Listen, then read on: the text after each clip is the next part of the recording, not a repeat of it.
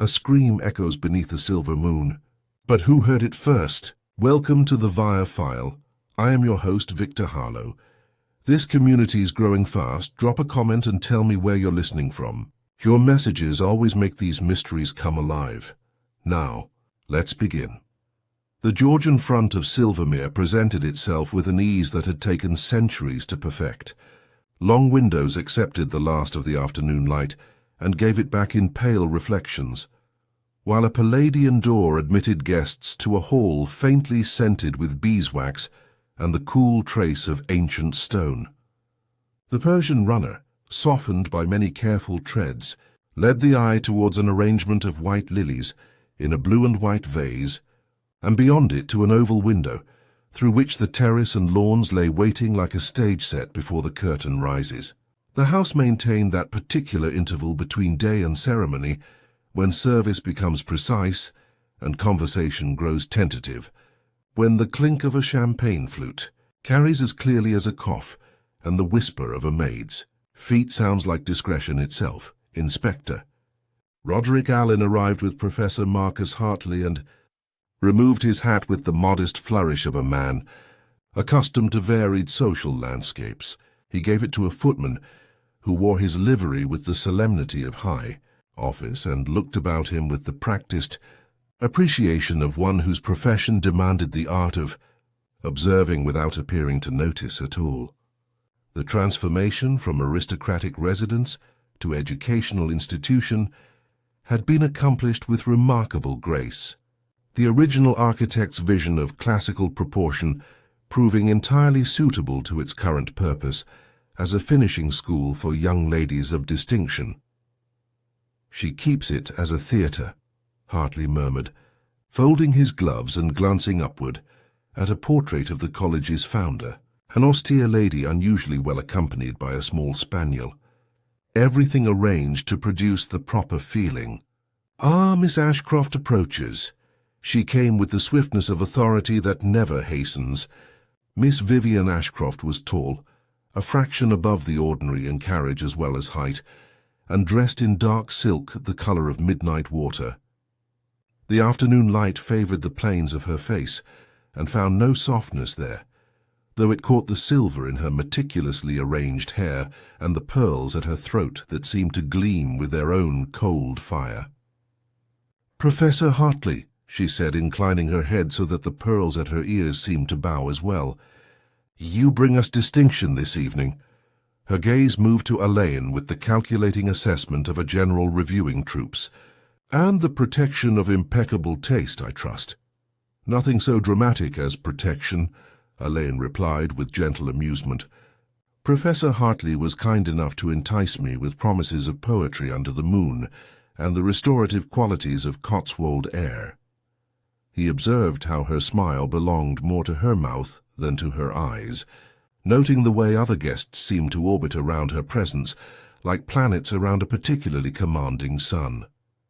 "Both things prove treacherous in different ways," Miss Ashcroft observed, her voice carrying that particular mixture of wit and warning that suggested long experience with both poetry and human nature. "Oh, you shall meet Lady Thornfield presently. She takes the evening air quite personally. The moon she accepts as an inevitable expense of cultural refinement. A woman approached with the purposeful stride of medical training, her evening dress worn with the slight awkwardness of someone more comfortable in working attire. Dr. Evelyn Sinclair possessed an intelligent face and carefully controlled manner that spoke of considerable capability beneath her professional composure. "Dr. Sinclair," Miss Ashcroft announced. "You know Professor Hartley, of course. Inspector Allen, our resident physician, Dr. Evelyn Sinclair, who ministers to our susceptibilities as well as our constitutions." Dr. Sinclair's handshake proved cool and exact, her direct gaze holding something that might have been clinical assessment or carefully suppressed emotion. "If we are friends of the house, we must submit to its particular regimes," she said, not without humor. "Miss Ashcroft insists upon medical supervision at these gatherings.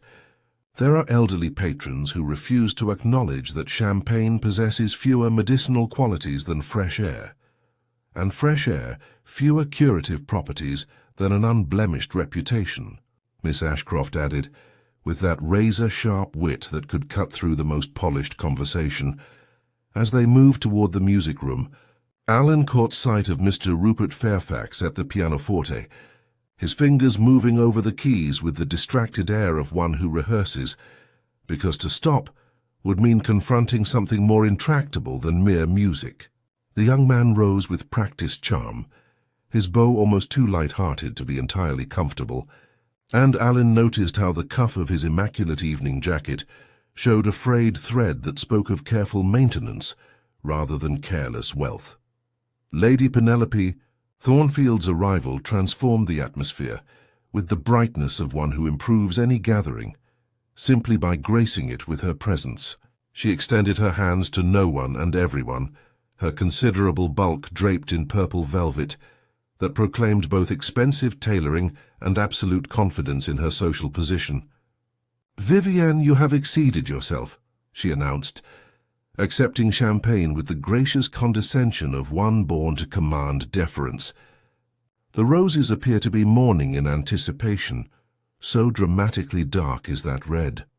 As the company began to arrange itself for the evening's entertainment, Miss Caroline Weston appeared with quiet efficiency, clipboard in hand, and the calm competence of one who managed details so that others might enjoy effects. Elaine observed the way she adjusted a place card with two careful fingers and noted how her practiced smile carried a hint of weariness.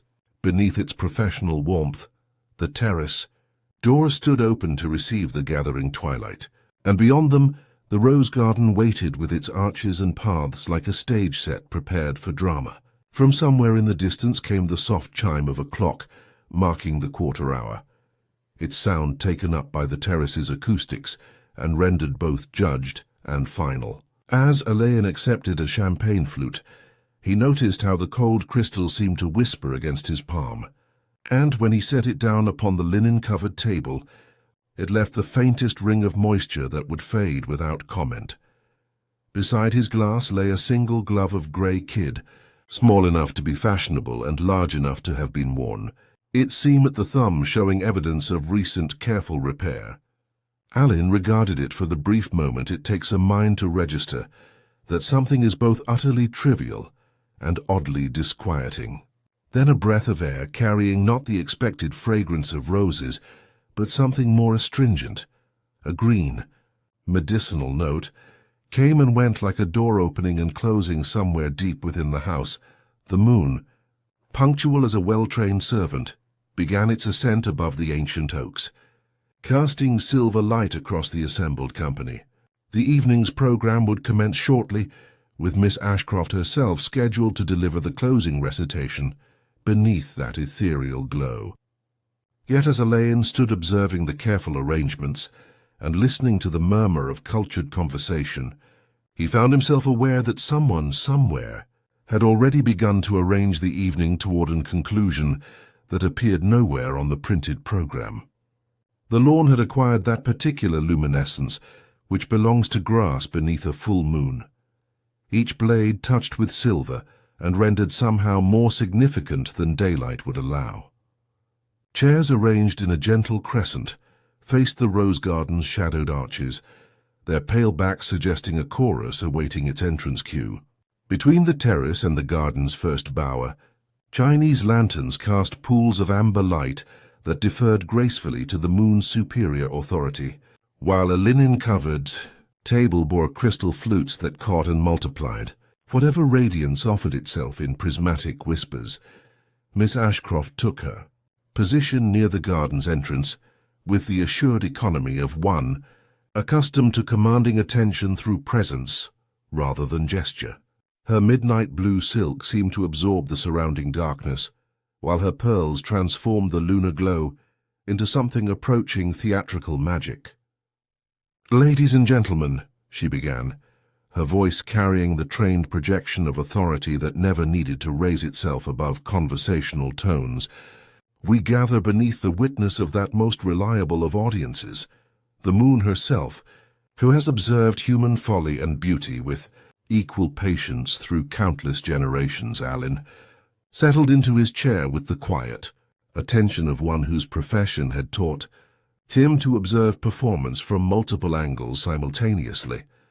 He noted how Lady Thornfield had positioned herself where the lantern light would most flatter her considerable presence, while Dr. Sinclair had chosen a seat slightly removed from the main gathering, her medical bag resting beside her chair with professional discretion. Mr. Fairfax sat at his portable harmonium, fingers moving soundlessly over the keys in rehearsal of accompaniments yet to come. The program commenced with Lady Thornfield's recitation of Shelley's To the Moon, delivered with the confident elocution of one who had graced many drawing rooms with romantic verse. Her voice carried the authority of absolute social confidence, each syllable shaped by the assumption that her audience would find her performance both appropriate and charming. Dr. Sinclair followed with an unexpected selection, verses by physician poets exploring the intersection of healing and mortality with clinical precision softened by lyrical beauty. Her delivery proved surprisingly passionate, revealing depths of feeling that professional demeanor had kept carefully concealed. The body's frailty, she concluded, makes poetry of necessity. Mr. Fairfax's musical interludes provided counterpoint to the spoken word, his harmonium breathing life into melodies that seemed to rise from the garden itself. Yet Alan detected a tremor in the young man's hands that spoke of nervousness extending beyond ordinary performance anxiety. When Miss Weston approached to turn his pages, their brief exchange carried undertones of concern that had nothing to do with musical notation. Mrs. Constance Blackwood had arrived during the intermission, her black evening dress and silver hair creating a striking silhouette against the garden's romantic backdrop. She took her seat with careful composure, her attention fixed upon Miss Ashcroft with an intensity that transcended mere interest in cultural offerings. Her acknowledgment of other guests carried the distant courtesy of one whose mind was occupied with more pressing concerns than social pleasantries. As the program reached its crescendo, Miss Ashcroft rose for her closing recitation. She had chosen verses exploring beauty, mortality, and the moon's eternal witness to human passion, words that seemed to emerge from the night itself rather than any printed page. "Death is the mother of beauty," she intoned, her voice weaving through the garden's shadows like incense through a cathedral. "Only the perishable can be beautiful, which is why—" Her words faltered, the trained projection wavering as her hand moved to her throat in a gesture that carried the unmistakable quality of genuine distress rather than dramatic emphasis. The champagne glass she had been holding slipped from her fingers, crystal catching moonlight as it fell among the roses like a falling star.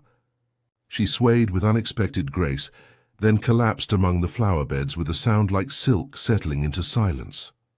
Dr. Sinclair reached her first, medical training overriding social protocol as she knelt with swift efficiency. Her examination was brief but thorough, her face growing grave as she checked pulse and pupils with systematic precision. "I'm afraid," she announced, her voice carrying careful neutrality, "that Miss Ashcroft is dead." The moon continued its ancient journey, indifferent to the transformation it had witnessed, while the Chinese lanterns swayed in a breeze that carried mingled scents of roses and something else, something astringent and medicinal that had not been present when the evening began. Alan, rising quietly, observed that one chair in the crescent had shifted slightly forward and to the left, its foot pressed into the grass as though it had been urged, briefly and with purpose, into a position it had not been intended to occupy. The scattered crystal fragments lay among the dark roses not fallen, his eye suggested, but thrown, their placement tracing an arc that spoke of deliberate rather than accidental release. In the silence that followed Dr. Sinclair's pronouncement, the college clock chimed the quarter hour, its sound acknowledging that time had divided itself into before and after, and that the evening's careful arrangements had been transformed into something requiring an entirely different sort of attention. The terrace had acquired that particular quality of expectancy that follows sudden death. When familiar spaces become theatrical, and ordinary objects assume the weight of evidence, the Chinese lanterns continued their gentle swaying, casting amber pools that seemed now to illuminate a stage set rather than a garden party, while the scattered chairs maintained their crescent formation like witnesses frozen in testimony. The scent of roses persisted, but it had been joined by something sharper, an astringent, medicinal note that seemed to rise from the very stones and linger in the cooling air like an unwelcome guest who refuses to acknowledge dismissal. Inspector Crawford arrived with the measured efficiency of a man who understood that discretion must accompany authority in such circumstances. He was compact and precise, his moustache trimmed to suggest both economy and discipline, and he removed his hat with the automatic courtesy of one accustomed to moving through varied social territories. His motor car had approached with respectful quietness, its headlamps sweeping across the drive, with the restraint appropriate to an institution of learning rather than the harsh illumination of ordinary crime. "Inspector Alain," he said, approaching with the relief of one who recognizes superior expertise in unfamiliar waters, "I confess myself grateful for your presence. This is rather beyond our usual scope." His gesture encompassed not merely the crime, but the entire atmosphere of cultivated refinement that surrounded Miss Weston materialized with the efficiency of a stage manager, accustomed to managing crises without disturbing the audience. Her clipboard remained pressed against her breast like a shield, and her voice carried the controlled authority of one who had spent years ensuring that institutional dignity survived individual catastrophes. "The south gate has been secured, Inspector Crawford. The guests have been requested to remain in the blue drawing room, where refreshments are being prepared. Dr. Sinclair remains with—" She paused, seeking the proper phrase. "With Miss Ashcroft." Lady Thornfield had positioned herself near the terrace doors with the instinctive authority of one accustomed to commanding any situation through sheer force of social presence. Her purple velvet caught the lantern light and transformed it into something approaching theatrical magnificence. Yet her usual commanding confidence seemed strained by circumstances that refused to yield to mere social authority. "We cannot permit hysteria," she announced to no one in particular, her fan moving in small decisive arcs that punctuated her words. "Nor can we allow speculation to damage what Miss Ashcroft spent her life building." Aline moved toward the rose garden with the quiet attention of one whose profession had taught him to read scenes like manuscripts. Dr. Sinclair knelt beside the covered form with medical precision, her bag open beside her, and her hands moving with the systematic thoroughness of professional examination. "Inspector," she said without looking up, "death was rapid. The symptoms suggest botanical poisoning, something requiring considerable knowledge to prepare." Her voice carried the clinical detachment of medical training, yet Alan detected beneath it the strain of one whose professional calm had been tested by personal shock. The scattered crystal fragments lay among the dark roses like fallen stars, their pattern suggesting not accidental dropping, but deliberate release. Alan knelt without disturbing their arrangement, noting how the larger pieces had traveled farther from the point of impact, describing an arc that spoke of force rather than simple gravity. One shard bore the faint trace of lipstick, and beside it, almost invisible, a granular residue that caught the moonlight with the dull gleam of powder mixed with liquid.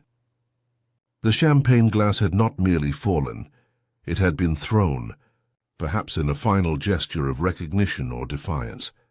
He rose and examined the chairs with systematic attention, noting that one near the center of the crescent had been shifted slightly forward, its legs pressed deeper into the soft earth in a pattern that suggested deliberate repositioning during the confusion following Miss Ashcroft's collapse. The refreshment table bore its own evidence, 2 rings where glasses had rested, one disturbed by the passage of cloth or hand, and beside them a faint stain on the linen that had dried to the colour of old champagne. Crawford began his preliminary questioning with the deference appropriate to the circumstances, moving among the assembled company with careful courtesy. Mr. Fairfax responded with nervous precision, his hands betraying the tremor that had been evident during his musical performance. "I remained at the harmonium throughout," he said, his voice carrying the careful control of one who fears his words might betray more than intended. Page turns were required. Miss Weston attended to them. I saw nothing unusual until Miss Ashcroft faltered. Mrs. Blackwood spoke when addressed, her black evening dress lending her the appearance of one who had arrived already prepared for mourning. "I came late to the gathering," she said, her gaze fixed upon some point beyond the assembled company. "I took a seat at the periphery and remained there throughout the recital. I observed nothing that seemed amiss until the tragic conclusion." Yet her voice carried undertones that suggested observation had been both more extensive and more purposeful than her words implied. Dr. Sinclair's account proved precise and professional. "I was seated at the end of the crescent, where medical attention might be readily available if required. When Miss Ashcroft showed signs of distress, I went to her immediately. I had no occasion to approach the refreshment table, nor did I observe anyone else doing so during the performance." Her clinical precision could not entirely mask the tension that spoke of knowledge withheld, rather than ignorance confessed. As the preliminary questioning concluded and the company began to disperse under careful supervision, Alan returned to the terrace for a final examination. The moon had travelled during the interval, casting different shadows and revealing details that earlier illumination had concealed. He searched methodically for something he had noted earlier, and now found absent: the small grey kid glove that had lain beside his champagne glass before the recital had begun. Its disappearance, like the repositioned chair and the thrown glass, spoke of deliberate action taken under cover of confusion and shock. The night air carried a new sound, the distant chiming of the college clock marking the hour with mechanical precision. As its notes faded into silence, Alain found himself considering not merely the physical evidence of murder, but the psychological landscape that had made such violence possible within walls dedicated to cultivation and refinement.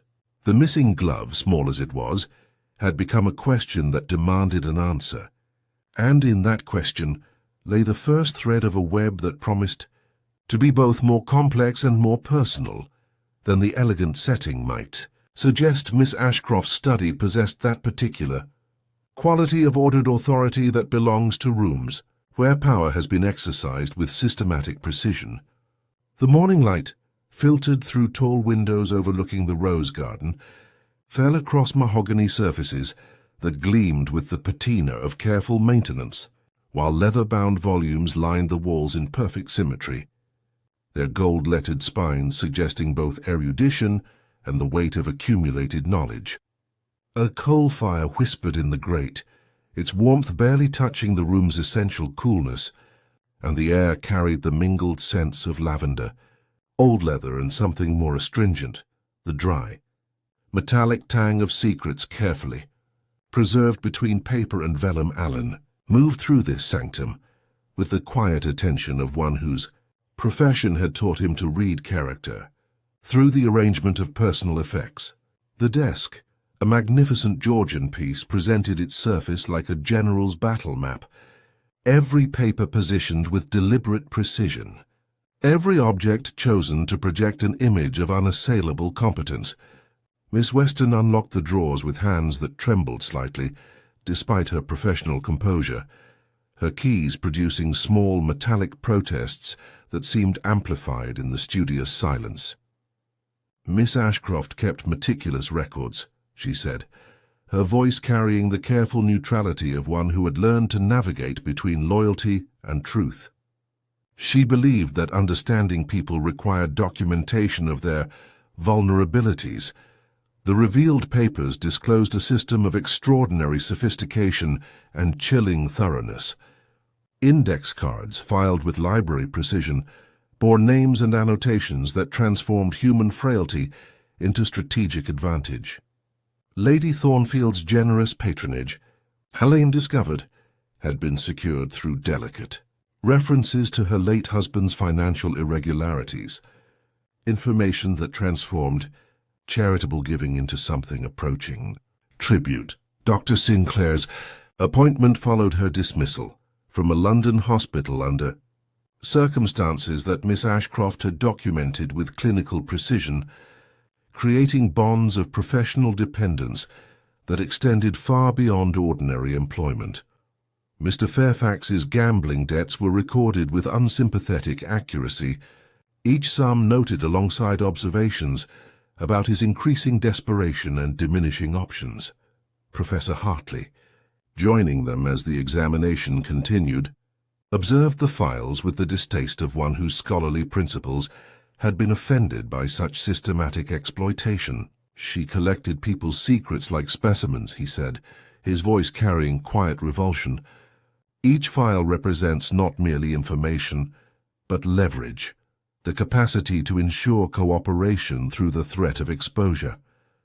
The morning light, shifting as clouds passed overhead, seemed to illuminate not documents, but instruments of psychological warfare. Each carefully catalogued weakness transformed into a tool of control. Lady Thornfield appeared in the doorway with the authority of one accustomed to entering any room without invitation, her morning dress of impeccable black lending her the appearance of one who had come prepared for morning. "The Inspector," she said, her voice carrying the weight of social position that expected deference even in circumstances that might otherwise level such distinctions. "Surely these private papers need not be subjected to such scrutiny." Miss Ashcroft's methods may have been unorthodox, but her devotion to the college was absolute. Yet even as she spoke, her gaze fell upon one of the open files, and Alain observed the subtle change in her expression that suggested recognition of contents she had hoped would remain forever sealed.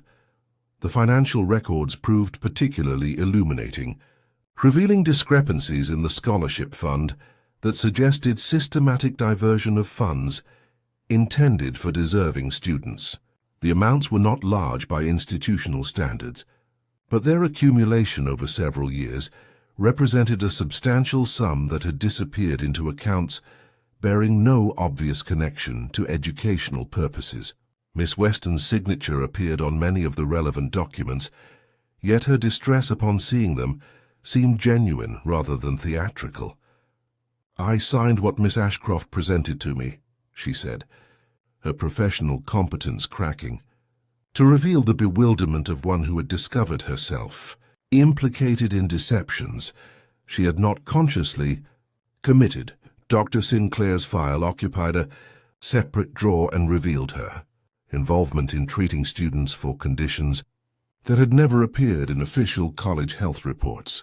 Several young women had required medical attention for what the careful euphemisms described as nervous exhaustion and constitutional weakness, but the symptoms, detailed in the private notes, suggested more serious psychological disturbances that had been systematically concealed to protect the college's reputation. One case involving a student named Margaret Blackwood had ended in death that the official records attributed to influenza, but which Dr. Sinclair's private notes suggested had resulted from more complex causes, requiring absolute discretion and complete suppression of inconvenient details.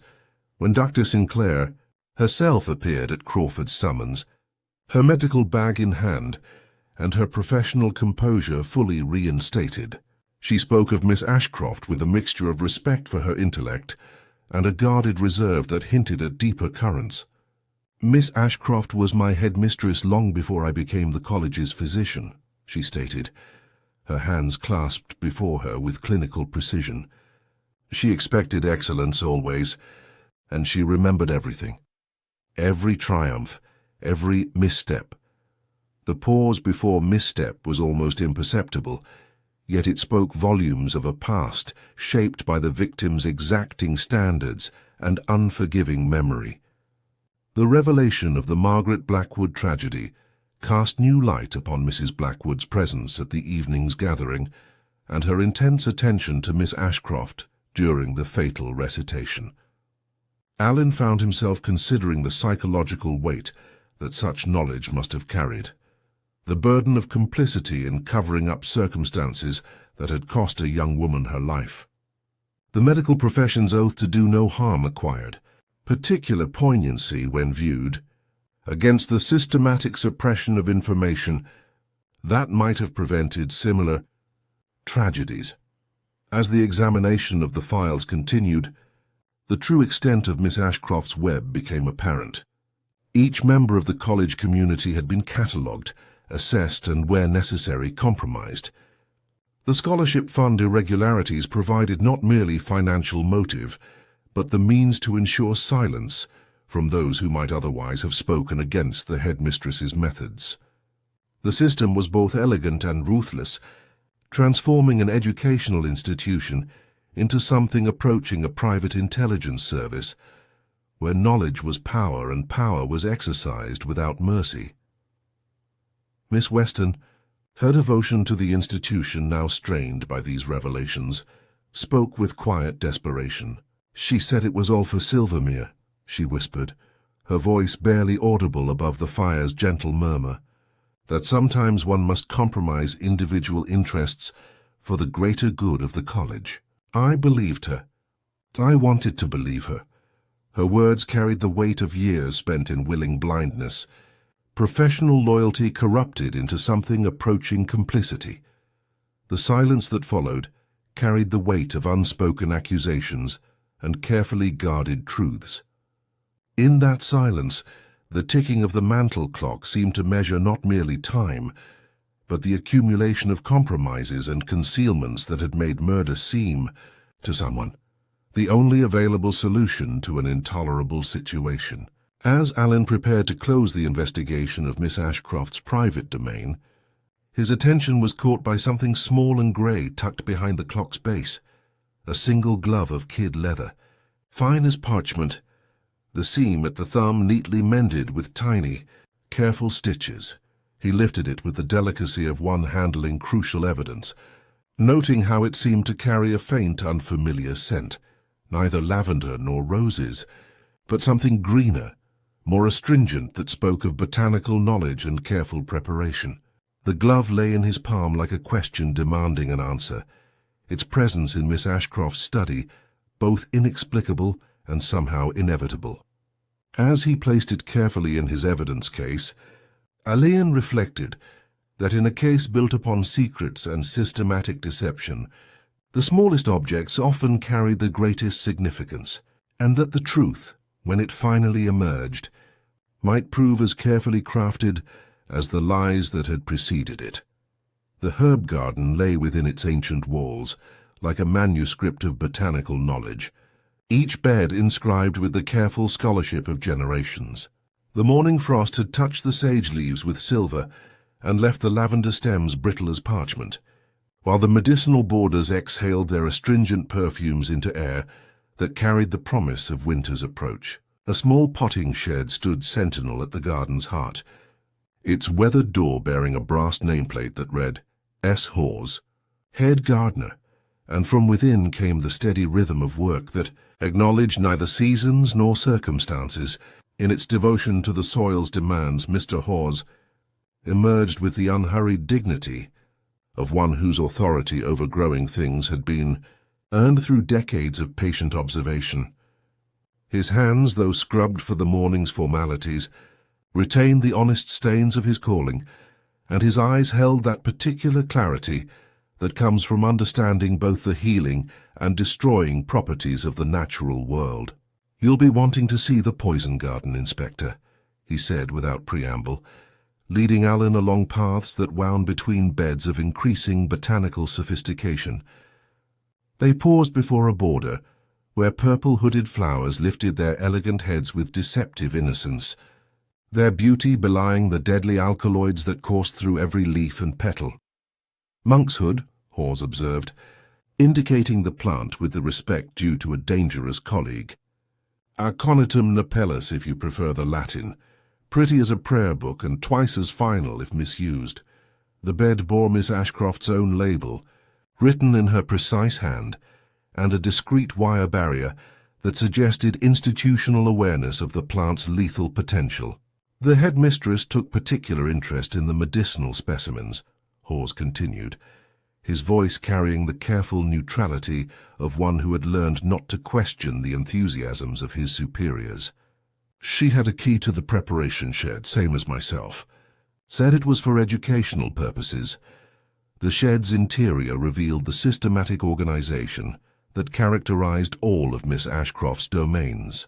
Brown bottles stood in military precision, their labels bearing both common and scientific names, in the headmistress's unmistakable script, while a small mortar showed the faintest green staining that spoke of recent use.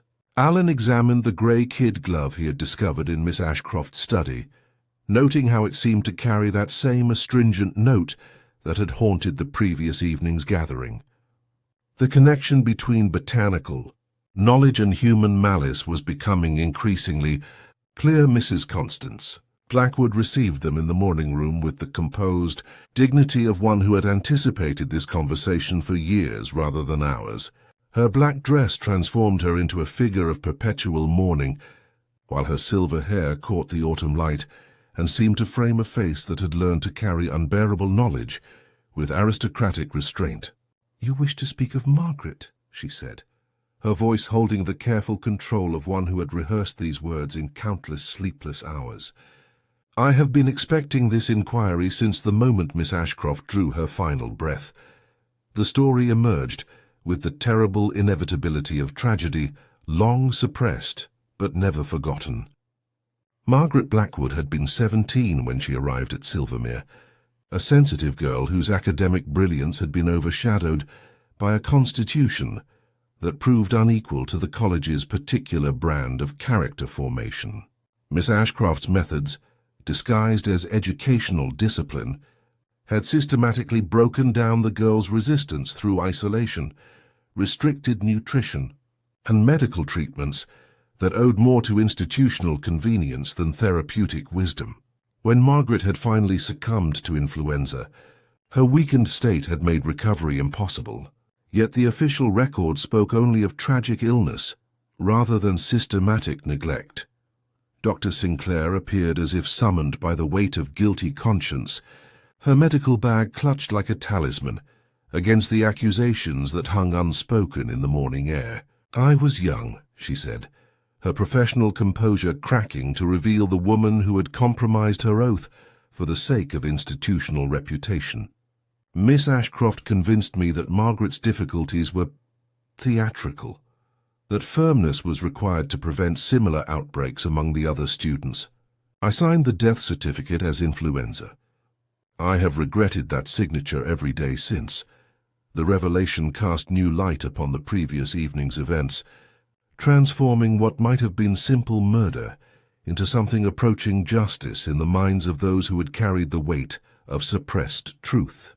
Mrs. Blackwood's presence at the Moonlight Gala, her intense attention during Miss Ashcroft's final performance, her intimate knowledge of botanical poisons acquired through years of careful study, all these elements combined to create a portrait of motive as compelling as it was tragic. Yet even as these past secrets revealed themselves, present dangers demanded attention. Lady Thornfield's afternoon tea, discovered untouched outside her door, bore the same green, medicinal scent that had characterized Miss Ashcroft's final champagne. Dr. Sinclair's quick examination confirmed the presence of aconitine, administered with less sophistication than the previous evening's dose, but with equally lethal intent. The killer, it seemed, was not content with single vengeance, and the carefully maintained facades of Silvermere College continued to conceal deadly purposes. As evening shadows lengthened across the herb garden, Alan reflected that the investigation had uncovered not merely murder, but the accumulated cost of institutional corruption that had destroyed lives long before poison had been distilled from innocent flowers. The weight of the past had created pressures that had finally found release in violence, transforming grief into something harder and more dangerous than mere sorrow. In the fading light, the monk's hood flowers seemed to nod with ancient wisdom, their purple hoods blessing secrets that had grown too heavy for human conscience to bear. The college clock chimed the hour with mechanical precision, its notes carrying across grounds where beauty and death had learned to coexist with the terrible harmony of long practice. Somewhere among the assembled company, a killer moved with the quiet confidence of one who believed justice could be administered through careful application of botanical knowledge, and the automare seemed to whisper with the promise of more revelations yet to come. The college's science laboratory occupied the ground floor of the east wing, its tall windows admitting pale November light that fell across mahogany benches, scarred by generations of careful experimentation. Glass-fronted cabinets displayed specimens in neat rows, their Latin labels written in Miss Ashcroft's precise copperplate, while reagents in brown bottles stood with their ground glass stoppers sealed tight as proprieties. The air carried that particular mixture of carbolic and something greener, a clean taint of crushed plant that lingered beneath the more institutional odors, speaking of recent work both delicate and dangerous. On a central bench, a bell jar housed a delicate balance that looked as if it might weigh out not merely powders, but intentions, while slender pipettes stood inverted on a draining rack, their points catching the light like needles prepared for fine stitching. Miss Weston unlocked the chemical store with the grave ceremony of a sacristan attending to reliquaries, her keys producing small metallic protests that seemed amplified in the studious silence. Miss Ashcroft reserved the laboratory for private study on Tuesday and Thursday evenings, she reported, her voice carrying the careful neutrality of one who had learned to present information without interpretation. She required absolute privacy for her research and asked that the building be locked after her sessions. The usage log showed entries spanning several months, each notation written in the head mistress's precise hand and countersigned with Miss Weston's dutiful initials, creating a paper trail of systematic preparation that extended far beyond ordinary academic instruction. Dr. Sinclair appeared in the doorway with the punctuality of one who had anticipated this summons, her medical bag exchanged for a leather portfolio that suggested scholarly rather than clinical purposes.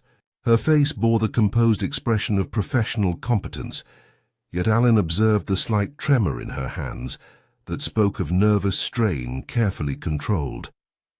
"Aconitine extraction requires considerable expertise," she observed, indicating the array of apparatus that had clearly been employed for purposes extending beyond ordinary education. The alkaloid must be concentrated through repeated distillation, then stabilized in solution.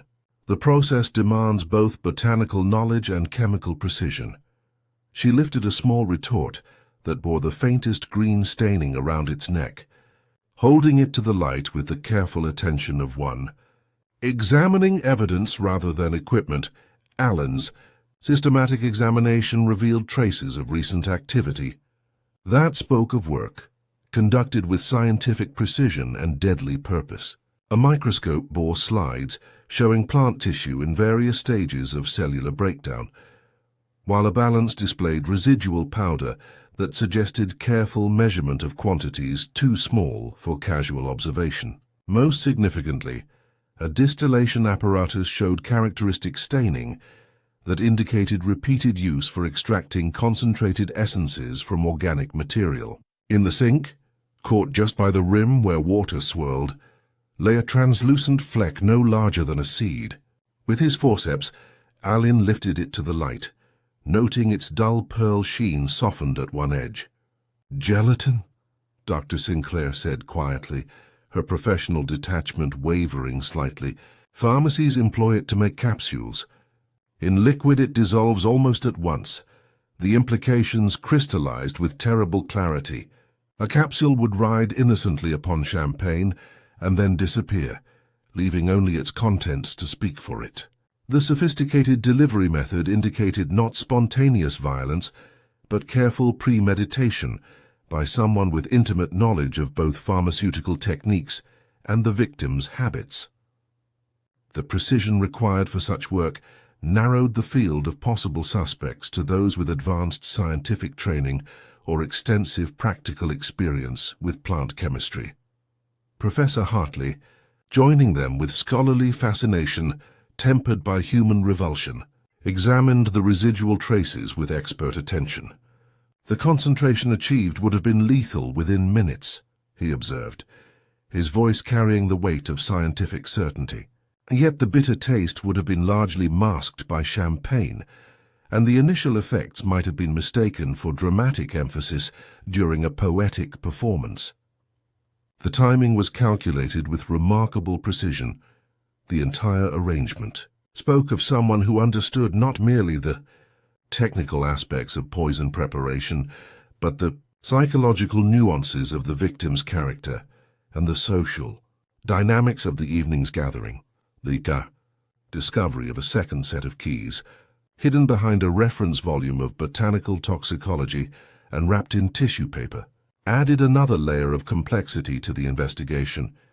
These keys bore no official markings, suggesting that access to the laboratory had been shared with someone whose identity Miss Ashcroft had chosen to conceal.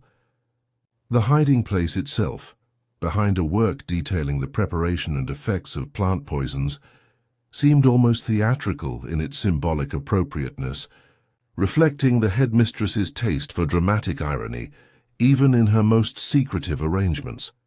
The financial investigation, pursued with equal diligence, revealed irregularities that extended far beyond simple theft. The scholarship fund had been systematically compromised through an elaborate network of falsified invoices, ghost accounts, and misdirected endowments that required intimate knowledge of the college's administrative systems. Miss Weston's signature appeared on many suspicious documents, though always with Miss Ashcroft's ultimate approval. "She instructed me explicitly to sign off on these expenditures," Miss Weston repeated, her voice thin with strain. "She assured me they were for discretionary college expenses that would ultimately benefit our students." Her pale face suggested a woman caught between institutional loyalty and growing horror at the true nature of her complicity. As the afternoon light began to fade, casting longer shadows across the laboratory benches, Aline found himself considering the psychological as well as technical aspects of the crime. The killer had demonstrated not merely the knowledge and access necessary to prepare the poison, but an intimate understanding of Miss Ashcroft's character and vulnerabilities. The choice of venue, a poetry recital beneath the moon, and the selection of a conatine from the college's own poison garden spoke of someone who appreciated both the irony and the justice of having the victim's final performance become her literal swan song. The laboratory's silence seemed to hold the weight of secrets both scientific and personal, while the autumn twilight transformed the tall windows into mirrors that reflected not merely the room's contents, but the accumulated guilt and desperate purposes that had transformed a place of learning into a workshop for murder. In that silence, the ticking of the wall clock seemed to measure not merely time but the careful progression of a plan that had been months in preparation and moments in execution. From somewhere in the building came the faint sound of Mr. Fairfax's cautious practicing, the harmonium sighing like a creature taught obedience and fearful of forgetting it. The college resumed, as institutions do, its rituals of repose, yet beneath the surface calm lay currents of fear and guilt that no amount of institutional dignity could entirely suppress. As Aline prepared to secure the laboratory for the night, his attention was caught by a faint, metallic click from somewhere deeper in the building, trivial perhaps, yet it settled on the scene with the exactness of something placed by careful hand. Leaving the air for an instant, quite without ease, the small gelatin fragment, now carefully preserved in a glassine envelope, represented more than mere physical evidence. It spoke of a mind that had planned with scientific precision while being driven by moral outrage, someone who had transformed botanical knowledge into an instrument of justice as they perceived it. The killer moved among them still, carrying the weight of their terrible secret while maintaining the facade of civilized behavior that Silvermere demanded of all its inhabitants.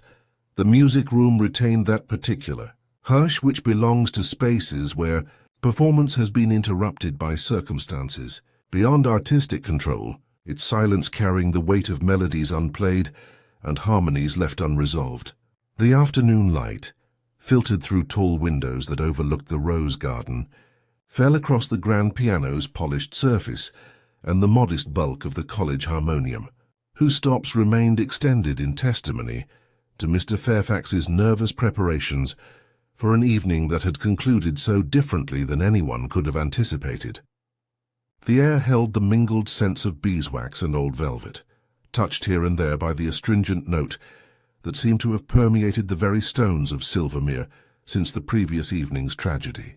Mr. Rupert Fairfax sat at the piano bench with the careful posture of one who had learned to present confidence while feeling none, his fingers moving soundlessly over the keys in exercises that had become as much nervous habit as musical discipline. His morning dress, though impeccably maintained, showed those small signs of economy that spoke louder than any financial statement: the carefully mended seam at the shoulder, the cuffs that had been turned to hide fraying, the collar that bore the soft resignation of fabric, cleaned with anxious frequency. "Sir Inspector," he said, rising with practiced grace as Alain entered, "you find me attempting to reconcile the harmonium to its duties after last night's performance." She is apt to wheeze when disturbed by untoward events. Miss Weston appeared with her characteristic efficiency, bearing a tea service that transformed the interview into something approaching a social call, though the careful arrangement of cups and saucers could not disguise the tension that accompanied such institutional hospitality. Her movements carried the practiced economy of one who had spent years managing details so that others might enjoy effects. Yet today her usual competence seemed strained by knowledge that extended beyond mere administrative concerns. "Mr. Fairfax has been most cooperative throughout these difficult circumstances," she said, her voice carrying the careful neutrality of one who had learned to navigate between competing loyalties while the ground shifted beneath her feet. Alain accepted tea with the grave courtesy that such moments demanded, noting how the ritual of service provided both participants with a framework for conversation that might otherwise prove impossible. The china bore the college crest in gold and blue, its elegant simplicity reflecting the institutional taste that had guided Miss Ashcroft's aesthetic choices in all things, transforming even ordinary refreshment into an expression of cultivated authority. "Your position here required considerable versatility," he observed to Mr. Fairfax, watching how the young man's hands rested on his knees, with the slight tremor that spoke of strain extending far beyond ordinary artistic temperament. Performance, instruction, accompaniment, and perhaps other forms of service as well. The conversation that followed revealed depths of institutional manipulation that transformed professional relationships into something approaching psychological bondage, each revelation adding another layer to the portrait of systematic exploitation that had characterized Miss Ashcroft's reign. Mr. Fairfax's appointment had come through the headmistress's personal intervention, following his dismissal from a London conservatory under circumstances that remained diplomatically vague yet professionally damaging, his gambling debts providing leverage that extended far beyond his musical duties. "She required absolute discretion," he said, his voice carrying the weight of compromises that had gradually eroded both artistic integrity and personal dignity. "My talents," she informed me, "were useful in ways that extended beyond mere musical performance." Wealthy patrons, she observed, responded favorably to charm accompanied by genuine artistic ability, and my financial circumstances ensured that I would prove accommodating to the college's broader needs. The nature of this accommodation became clearer as Miss Weston, with obvious reluctance, revealed how Mr. Fairfax had been employed in maintaining Silvermere's carefully constructed facade. His social connections and desperate need for security had made him useful in securing donations from wealthy patrons, while his vulnerability had ensured cooperation in arrangements that no reputable institution would have countenanced. The scholarship fund irregularities had required someone with both social credibility and personal desperation to serve as intermediary, and Mr. Fairfax had fulfilled this role with the efficiency of one who understood that exposure would mean professional ruin. "She collected people's secrets like a curator assembling specimens," he said, his fingers finally finding the keys and producing a soft, melancholy chord that seemed to voice what words could not express. Each file in her study represented not merely information, but an instrument of control, transforming human frailty into strategic advantage. Alain moved toward the harmonium with the quiet attention of one whose profession had taught him to read scenes like manuscripts, noting how its bench showed signs of recent disturbance despite the room's apparent order. The instrument itself bore the patina of long use, its ivory keys yellowed with age, and its pedals worn smooth by generations of careful feet. Yet something in its positioning suggested more recent attention than ordinary maintenance would require. The evening's performance, he observed, lifting the harmonium's lid with careful precision, required considerable preparation. Miss Ashcroft was particular about such arrangements. "I understand." The interior revealed the expected collection of hymnals and sheet music, but tucked beneath a folded cloth lay something that belonged neither to music nor to worship. A small glove of grey kid leather, its mate to the one discovered in Miss Ashcroft's study, bearing the same careful mending at the thumb and the same faint, astringent scent that had haunted the investigation from its beginning. Mr. Fairfax's face paled as Alain lifted the glove with his handkerchief, the young man's professional composure cracking to reveal something approaching recognition mixed with carefully controlled fear. "I cannot account for its presence there," he said, his voice barely above a whisper. The harmonium was prepared for the evening's performance, nothing more. The discovery cast new light upon the careful choreography of the previous evening's events, suggesting that the killer's preparations had extended beyond the laboratory's scientific precision to include the practical details of access and concealment. The glove's placement spoke of someone with intimate knowledge of the music room's arrangements and the confidence to use familiar spaces for purposes that extended far beyond their intended function. Miss Weston's distress upon seeing the evidence seemed genuine rather than theatrical. Her professional competence finally, overwhelmed by the realization that her beloved institution had been transformed into something she no longer recognized or understood. As the afternoon light began to fade, and the music room settled into its accustomed twilight silence, Alain found himself considering the terrible irony that had transformed an institution dedicated to cultural refinement into a breeding ground for systematic deception and ultimately murder. The harmonium, with its stop still extended, seemed to wait for melodies that might never come, while the scattered sheet music bore witness to artistic aspirations that had been corrupted by the demands of institutional survival and personal desperation. Miss Ashcroft's methods had created not merely a school, but a complex web of complicity, each strand carefully woven to ensure that no one could break free without destroying themselves in the process. The college clock chimed the quarter hour with mechanical precision, its notes carrying across grounds where the careful cultivation of appearances had concealed the systematic destruction of human dignity and professional integrity. In the growing shadows, the music room seemed to hold not merely the echo of past performances, but the weight of moral compromises that had transformed melody into something approaching, a funeral march for ideals that had died long before poison had been distilled from innocent flowers. From somewhere in the building came the soft sound of footsteps moving with careful precision, their rhythm suggesting not casual movement, but purposeful navigation through spaces where every step carried the potential for either discovery or concealment.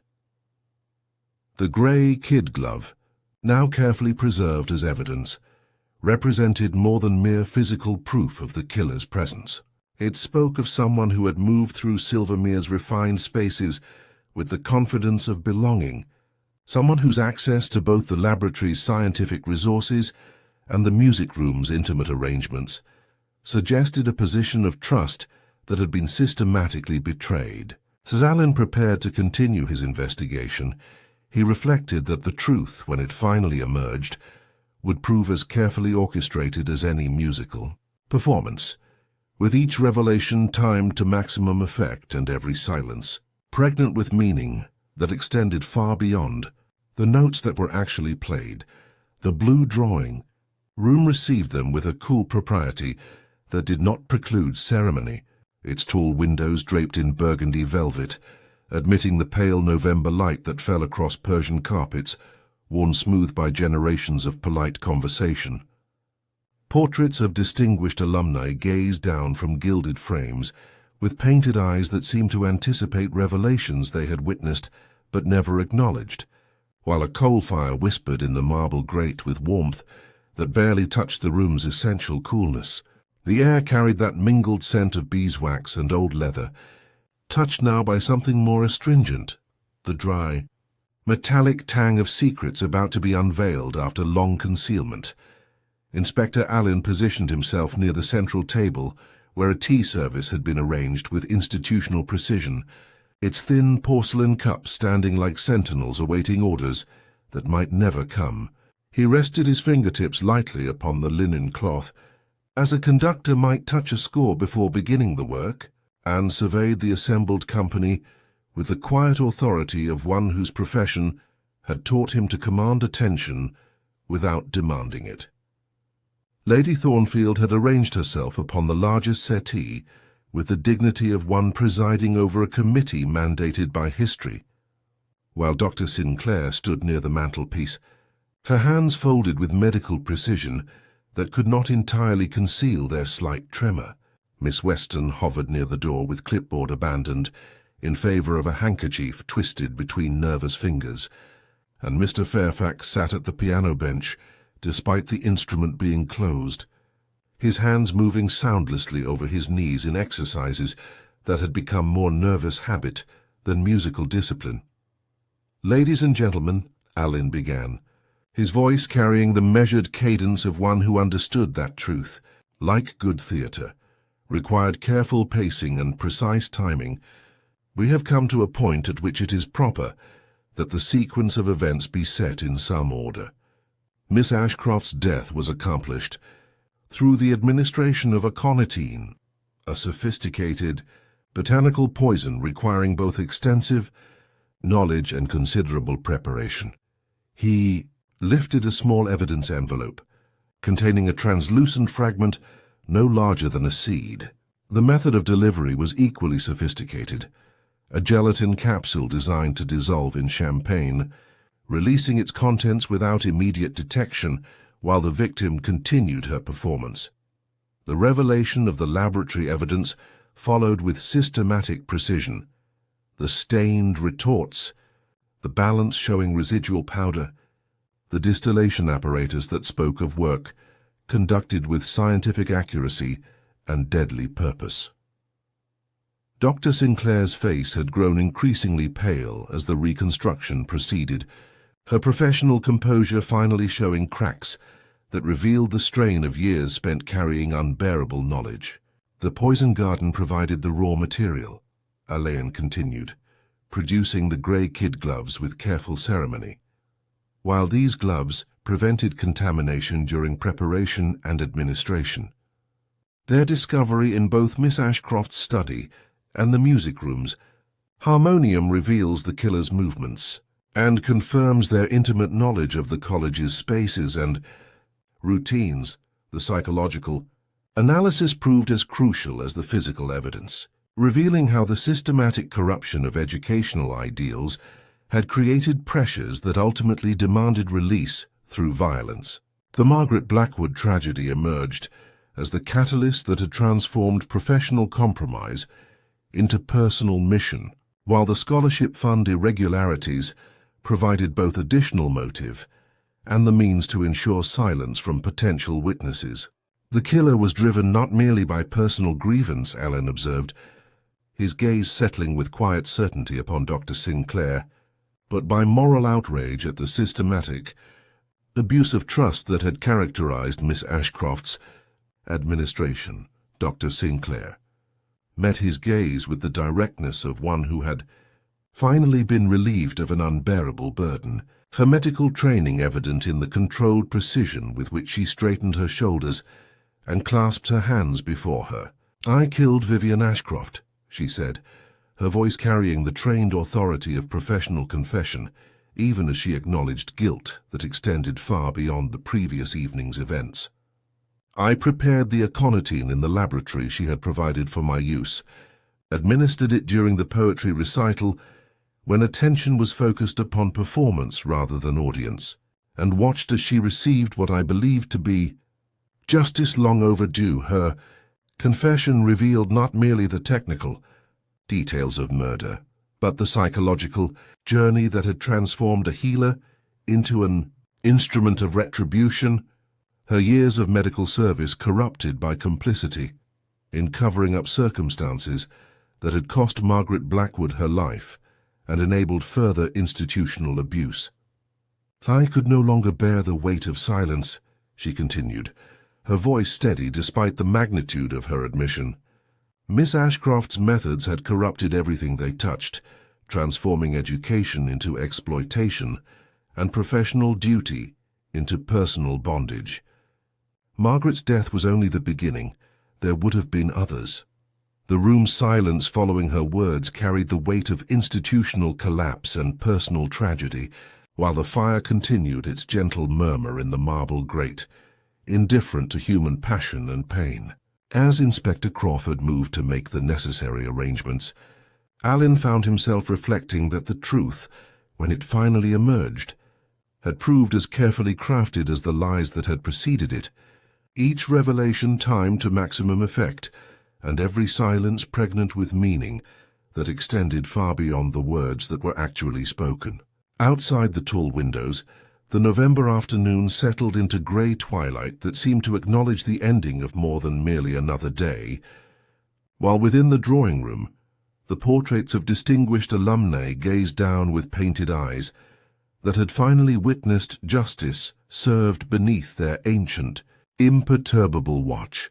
The college clock chimed the hour with mechanical precision, its notes carrying across grounds where the careful cultivation of appearances had concealed the systematic destruction of human dignity and professional integrity.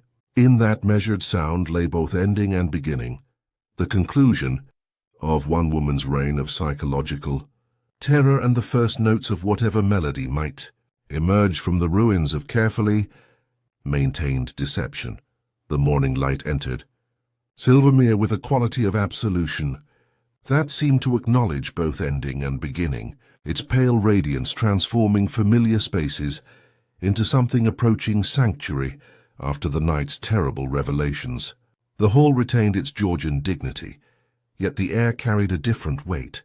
The Persian runner no longer led toward authority, but toward uncertainty, while the oval window reflected not careful arrangements, but the quiet emptiness that follows when performance has concluded and the principal player has made her final exit. The white chrysanthemums in the blue and white vase seemed to nod with understanding, their papery faces making no comment upon the transformation they had witnessed. Inspector Crawford awaited Alain near the fireplace, his hat already in hand with the purposeful efficiency of one who understood that discretion must accompany duty in such circumstances. "Dr. Sinclair has been transferred with all possible quietness," he reported, his voice carrying the careful neutrality appropriate to institutional tragedy. "Her statement was comprehensive and will require no elaboration. The college may proceed with its necessary arrangements. His manner suggested relief that such delicate matters had been concluded, without the theatrical complications that might have accompanied a more public resolution. Lady Thornfield appeared with the measured dignity of one who had spent the sleepless hours between midnight and dawn, calculating the precise balance between acknowledgement and survival. Her morning dress of impeccable black lent her the appearance of one prepared for mourning that extended beyond individual loss to encompass the death of carefully maintained illusions. "Inspector Allen," she said, her voice carrying the authority of social position that expected deference even in circumstances that might otherwise level such distinctions. "The board has accepted my recommendations for complete institutional reform. We shall rebuild Silvermere upon foundations of truth rather than systematic deception." Her words carried both determination and the weight of resources sufficient to ensure such reconstruction. Miss Weston materialized with her characteristic efficiency, though her clipboard was held less like a shield than like a prayer book, its familiar weight providing comfort in circumstances that had rendered ordinary administrative concerns both trivial and essential. "The immediate arrangements have been completed," she reported, her voice steadier than might have been expected from one whose professional world had been so thoroughly demolished. "Temporary appointments will maintain educational continuity while we implement the necessary changes. The students will return to find familiar spaces, though the atmosphere may prove rather different." Her careful phrasing suggested both hope and apprehension about the institution's capacity for renewal. Professor Hartley joined them with scholarly fascination tempered by human sadness, his morning attire suggesting departure rather than prolonged residence. "One observes," he said, settling into a chair that had once been positioned to suggest deference to Miss Ashcroft's authority, "how truth possesses the most curious habit of improving upon discretion when engaged upon its work. The investigation has revealed not merely murder, but the systematic corruption of educational ideals, a tragedy that extends far beyond any individual victim." His words carried the weight of academic disappointment, mixed with philosophical acceptance of human frailty. Allen moved toward the window where the rose garden lay beneath its covering of morning frost, the monk's hood standing within its discreet barrier, like a reminder of knowledge that could heal or destroy, depending upon the hands that wielded it. The previous evening's chairs had been restored to their proper places, yet the lawn retained faint impressions of their crescent arrangement, a ghostly audience that would not quite be dismissed. "Dr. Sinclair's confession," he observed, "provides resolution for Miss Ashcroft's murder, yet certain details remain unaccounted for. The attempt upon Lady Thornfield's tea, for instance, bore the characteristics of imitation rather than expertise, someone seeking to capitalize upon confusion rather than achieve genuine justice."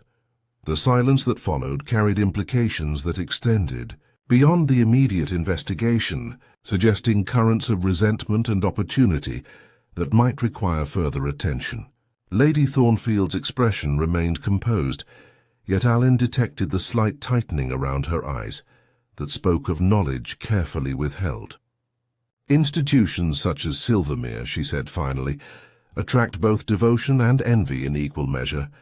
Not everyone who serves education does so from purely altruistic motives." Her words carried the weight of experience with human nature, in all its complicated manifestations, as the morning advanced and the immediate crisis receded into administrative aftermath. Allen prepared for his departure, with the mixed emotions of one whose profession demanded engagement with human tragedy, yet offered limited opportunity for witnessing recovery. The college would survive, its Georgian elegance and educational mission intact, despite the corruption that had nearly destroyed both, while its students would return to find familiar spaces purged of the psychological manipulation that had characterized Miss Ashcroft's regime. The motor car that would carry him back to London waited with mechanical patience. Yet as Alan prepared to take his leave, his attention was caught by something small and translucent, pressed against the terrace stones, no larger than a fish scale. Catching the light with the dull gleam of gelatin mixed with morning dew, he did not stoop to retrieve it, understanding that some evidence speaks more eloquently when left to make its own quiet accusations. The college clock chimed the quarter hour with mechanical precision, its notes carrying across grounds where the careful cultivation of appearances would no longer conceal the systematic destruction of human dignity. Yet in that measured sound lay both ending and beginning, acknowledging that while one performance had concluded, the final curtain had not yet fallen upon all of Silvermere's carefully guarded secrets.